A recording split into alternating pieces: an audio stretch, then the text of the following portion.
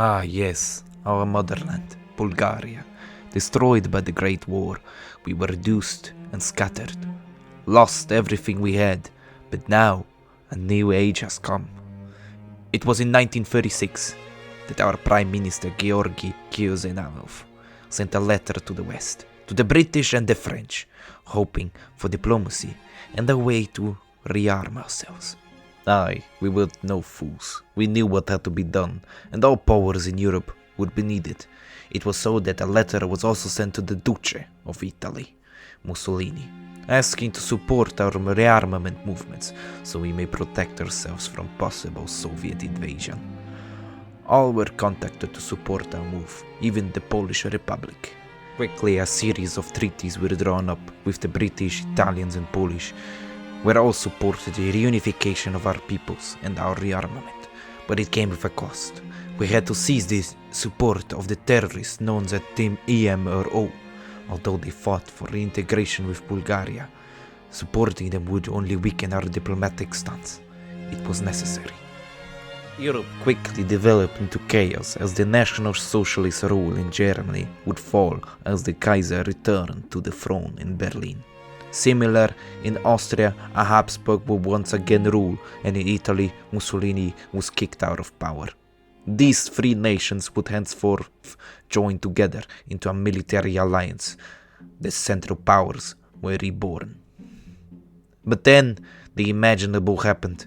In 1937, the communists would stretch their muscles as they invaded the lands of Turkey and Romania, aiming to expand their influence in Balkans. If it were not for the British, all would be lost, for they stood together with their Turkish partners, but not even that was enough to defeat the Red Army.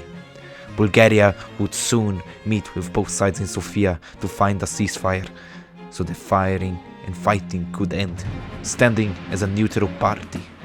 The Soviets were winning, but a ceasefire was made, and soon the Treaty of Sofia and Istanbul were signed. A new age for our nation had arrived. We received Edirne and Constantinople from Turkey to act as neutral state, while Romania was split between the Central Powers and the Soviets. Turkey was split between the communist occupation in the north and an allied rule in the south. With this, Constantinople had been retaken, but our Prime Minister and Tsar had other plans in mind. We wanted to reunite our brothers and sisters, so diplomacy was used.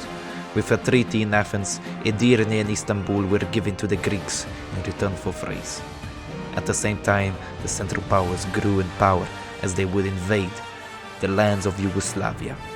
Austria had reunified with Hungary, and with France finding itself in political turmoil. As the Napoleons returned to power, the Serbians stood alone. We, though, took the spoils of war and received our lost lands in Yugoslavia, and all of Macedonia was returned. Finally, Bulgaria was whole again. All seemed well in Europe, but while the east of Europe was slowly at peace, the same could not be said for the west. The new Napoleonic Emperor of France quickly seized the opportunity of the chaos and attacked both the Netherlands and Belgium. What would ensue was a great war against the French. The British and the German-led alliance attacked the lands of the French and quickly defeated them. They just stood alone, as in 1871. Now the world is in chaos. The American in a civil war, the Iberians united in a communist state, and the Russians in a war in China. What would become of Europe? What would become of the world? And what of Bulgaria? One thing is for sure, the Tsar will keep us safe. The Tsar will lead us to victory.